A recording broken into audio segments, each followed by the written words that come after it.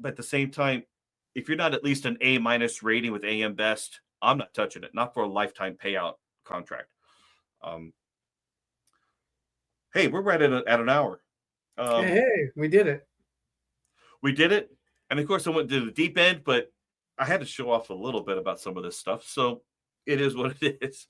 So the important thing about investing is do it, get started with it, but try to find an investment strategy that works for you. I prefer something far more tactical where you're accumulating a lump sum of money to then be deployed prudently with, and this is the luck factor. Luck is liquidity, use, control, and knowledge. I'd rather have that happen than, hey, blindly trust something and let's just throw it into this fund and hey, it does whatever it does. I prefer something far more tactical than passive.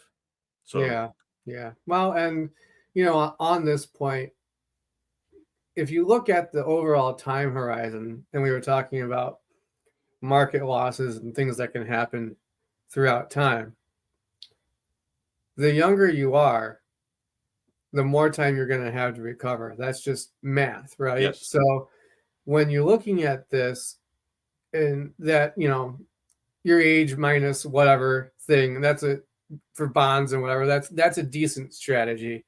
But the closer you get to retirement, and this is back to your point in 2008, if you're 5 years out from retirement and you take a 30, 40, 50% hit, and it's taking you 5 years to get back to retirement or to what you had, assuming, and this assumes no distributions, right? Because right. you start taking a distribution out of that, and then you're really up a creek without a paddle.